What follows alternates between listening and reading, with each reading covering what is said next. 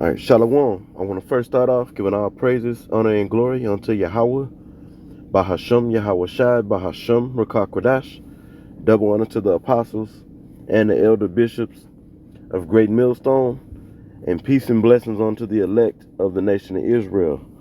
All right, this is the brother Abadia from the GMS Houston camp. I'm going to go into Psalm 37, and I'm going to start at verse 12, and I'm going to read down to verse 15. So Psalm 37, verse 12 through 15, and really this is it's an excellent psalm to read the entire psalm. Okay, and I believe after I get done with this, I'm gonna do a quick hit out of this same chapter. Okay, but let's get into these verses and see where the Spirit take us, and if any precepts come to mind as I bring out these verses. All right, Psalm 37 and 12, it says, "The wicked plotted against the just." Before I continue, we need to establish. Let's establish the wicked. Man, what the heck is going on? Okay. So let's bring this out. Malachi 1 and 4 says, "Whereas Edom said, we are impoverished." And you find out who Edom is when you read. First, you've got to go back to Genesis, the 25th chapter, and read about the birth of Esau. Okay, starting around the 19th verse in Genesis 25. And then when you jump to I believe like chapter 27 and some other, I can't think of the chapters off the top of my head, but then when it tells you, let's see if we can get it. Give me a second, I'm gonna find it. Okay, so let's go right here. Genesis 25 and 30, it says, "And Esau said to Jacob, Feed me, I pray thee, with that same red pottage," meaning uncooked. It wasn't the meat in the stew was not fully cooked. "For I am faint, therefore his name therefore was his name called Edom." All right, which Edom in the Hebrew is Adawam, which means red. Okay. Now I'm gonna go back. I'm not gonna get every verse. I'm just getting some verses, some precepts. I'm not gonna get every precept. That's what I meant. Every precept concerning, how to give you the history on Esau and how his name was changed to Edom. And when you read Genesis, the 36th chapter, it tells you that Edom. Let me get it real quick. I'm gonna let the scriptures speak for me. They can do it a lot better than I can. All right. See, Genesis 36 and 1, it says, "Now these are the generations of Esau, who is Edom, because he's the father of the Edomites."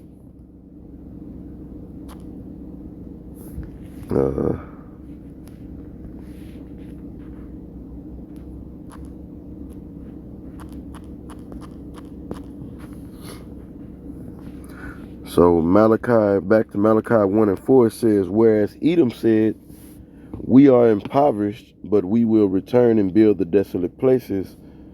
Thus said the Lord of hosts, they shall build, but I will throw down, and they shall call them the border of wickedness, and the people against whom the Lord had indignation forever." So Esau or Edom is known as the border of wickedness, meaning no matter what they touch, where they go, they're gonna bring wickedness. That means they would have to be the wicked that Job 9 and 24 is talking about. Okay, let's go back to Psalm 37.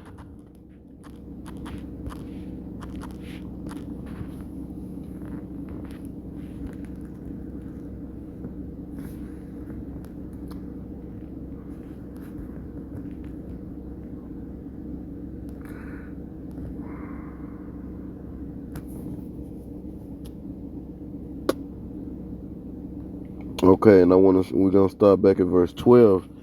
It says, "The wicked plotted against the just." So the wicked is Edom, the Edomites, and then more in particular, it's the elites of Edom, the ruling class, not the average six-pack Joe, and not your average 9 to 5 Edomite,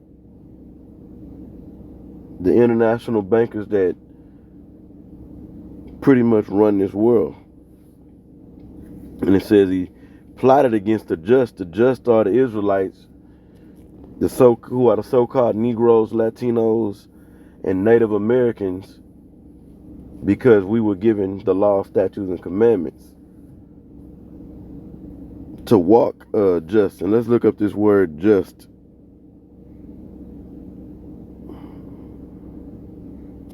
Let's look up this word just.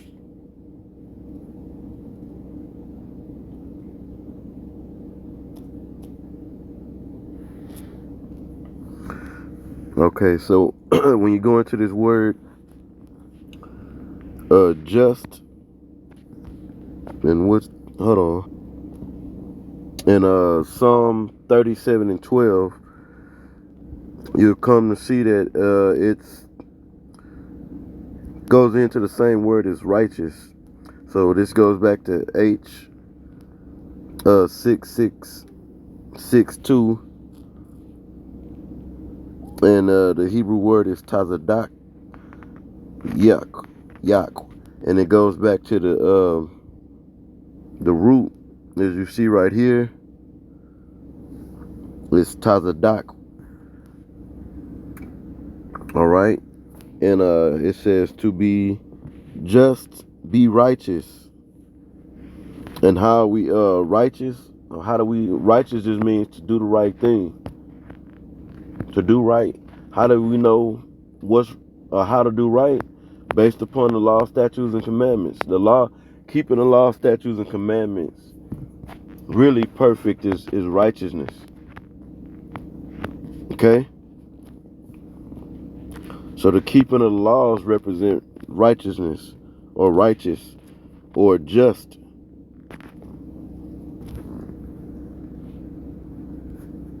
So let's go back. So it says, the wicked plotted against the just, and gnasheth upon him with his teeth. The Lord shall laugh at him, for he seeth that his days is coming. Right, the day of reckoning for Esau. All right, is coming. The day of judgment. All the treachery that this bastard has done throughout history, and seems as if he's gotten away with it. Well, the Most High, according to Ecclesiastes 3 and 15, he required that which is past. So the things we do in our past is required of us in the future.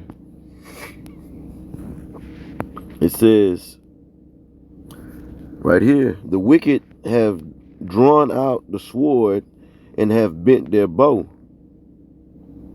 to cast down the poor and needy. And the main sword, or way Esau is gonna use a sword against Jake, ultimately is the MOTB, and not only so-called Negroes, Latinos, and Native Americans, but the whole world. And that's his attempt anyway. Just some psychotic shit.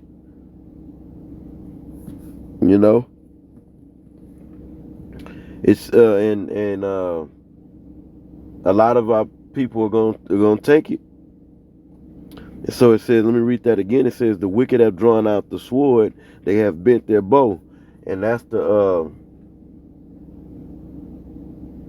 main way Esau is going to draw his sword out against Israelites and bend the bow against the Israelites. In other words, slay, to just kill you. And ultimately, if you take that, the Most High is going to kill you. All right, by allowing you to be destroyed in the lake of fire, which is the thermonuclear destruction that will take place in this land, Babylon the Great. It says, let me read that from the top. It says, the wicked have drawn out the sword and have bent their bow to cast down the poor and needy, to slay such as be upright. Be of upright conversation, because that is ultimately going to be a spiritual slaying on the left hand side. Okay, well, you're totally destroyed, spiritually dead, by taking this man's mark and pretty much saying, I belong to you. I'm your perpetual slave. That's what it symbolized. And that's his mindset. That's Esau's mindset. To have absolute control over the nations. Especially the nation of Israel. Alright, it says, now check this out. This is the last verse. It says, their sword shall enter into their own heart, and their bows shall be broken. So ultimately, in a nutshell, the Most High is saying through the mouth of King David, this is a Psalm of David, right, that how they plan on destroying us, all right, is going to backfire on them. It's going to ultimately bring them to their demise. Okay, and the elect won't be harmed. Okay, even the ones that get put to death, the ones that die in this truth. Because when you really understand death, as the Apostle Gabar goes into, sometimes we really don't die. The flesh decomposes, goes back into the earth, but the spirit never dies. It just transitions back into the spiritual realm. Okay, so I'm gonna end the video right there, Lord willing. It was edifying. And until the next one, I say shalom.